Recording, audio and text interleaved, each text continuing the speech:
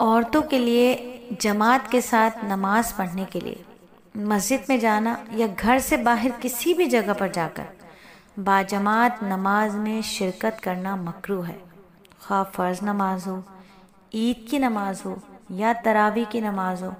دیکھیے نبی صلی اللہ علیہ وآلہ وسلم کے دور میں عورتیں مسجد میں نماز کے لیے آتی تھی۔ بہترین زمانہ تھا، اللہ کے نبی موجود تھے، حیا تھی، پاک دامنی تھی، تقوی تھا، خشیت تھا، عظمت الہی تھی، اللہ کے نبی کی صحبت تھی، آپ بنفس نفیس موجود تھے، وحی کا نزول ہو رہا تھا، اسلامی احکام نازل ہو رہے تھے۔ عورتوں کے لیے بھی علم دین اور شریعت کے احکامات سیکھنا ضروری تھا۔ تو نبی صلی اللہ علیہ وآلہ وسلم کی مسجد میں نماز پڑھنا عام مساجد سے کئی گنا زیادہ تھا، لیکن اس وقت بھی ان کو یہی حکم تھا کہ عورتیں عمدہ لباس اور زیورات پہن کر نہ آئیں، خوشبو لگا کر نہ آئیں، نماز ختم ہونے کے فوراً بعد مردوں سے پہلے واپس چلی جائیں۔ ان تمام پابندیوں کے باوجود، کہ یہ تمام پابندیوں کے ساتھ اجازت کے بعد بھی آپ صلی اللہ علیہ وآلہ وسلم نے یہی ترغیب دی کہ عورتوں کا گھر میں اور گھر میں بھی اندر والے حصے میں نماز پڑھنا مسجد نبوی میں نماز پڑھنے سے زیادہ افضل ہے۔ حضرت ام حمید سعدی رضی اللہ تعالیٰ عنہ نے نبی صلی اللہ علیہ وآلہ وسلم کی بارگاہ میں حاضر ہو کر عرض کیا کہ اللہ کے رسول، مجھے آپ کے ساتھ نماز پڑھنے کا شوق ہے۔ آپ صلی اللہ علیہ وسلم نے فرمایا، تمہارا شوق بہت اچھا ہے، مگر تمہاری نماز اندرونی کوٹھی میں کمرے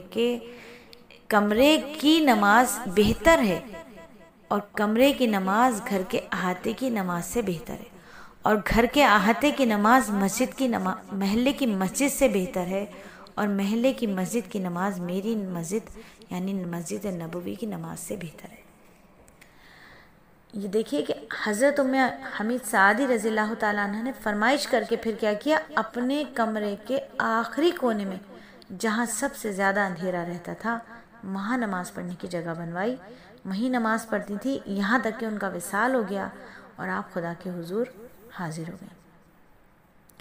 آپ صلی اللہ علیہ وآلہ وسلم کے پردہ فرمانے کے بعد اس دنیا سے جب حالات بدل گئے، صحابہ رضی اللہ تعالیٰ اجمعین نے دیکھا کہ حالات بدل گئے ہیں، ماحول بدل گیا، اور ایسا زمانہ آ گیا کہ اب عورتیں ان پابندیوں کا خیال نہیں رکھتی۔ یہ کون سا دور ہے؟ صحابہ کا دور ہے۔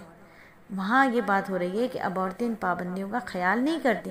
تو حضرت عمر رضی اللہ تعالیٰ عنہ کے زمانے میں صحابہ کی موجودگی میں عورتوں کو مساجد آنے سے منع کر دیا گیا۔ تو اب تمام صحابہ کا گویا اس بات پر اتفاق ہو گیا۔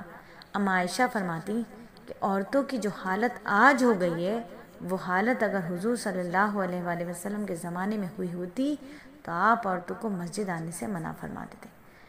اب یہ دیکھیے کہ یہ اس زمانے کی بات ہے جب نبی صلی اللہ علیہ وآلہ وسلم کے وصال کو زیادہ وقت نہیں گزرا ہے۔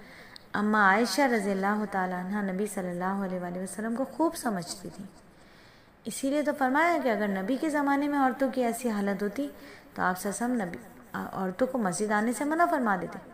تو آج اگر ہم اپنا دور دیکھیں، آج کا دور کتنا خطرناک ہے، کتنا پرفتن دور ہے۔ تو مساجد میں بھی نہیں جانا ہے نماز پڑھنے کے لیے، الا یہ کہ بازار چلے جائیں، بازار تو قطعی نہیں جانا ہے، لغویات والی جگہ پہ تو قطعی نہیں جانا ہے، غیر ضروری کاموں کے لیے تو بالکل نہیں نکلنا۔ بہت کوئی ضروری ہے کہ ہمارا نکلے بغیر گزارا نہیں ہے، تب بھی باپردہ ہو کر محارم کے ساتھ نکلنا ہے۔ تو لہٰذا عورتوں کا گھر سے باہر جا کر نماز پڑھنا، مسجد یا کسی دوسری جگہ میں اجتماعی تراویح میں شریک ہونا درست نہیں ہے۔ یاد رکھیے، عورتوں کا مسجد میں یا کسی دوسری جگہ میں جہاں اجتماعی تراویح ہو رہی ہو شریک ہونا درست نہیں ہے۔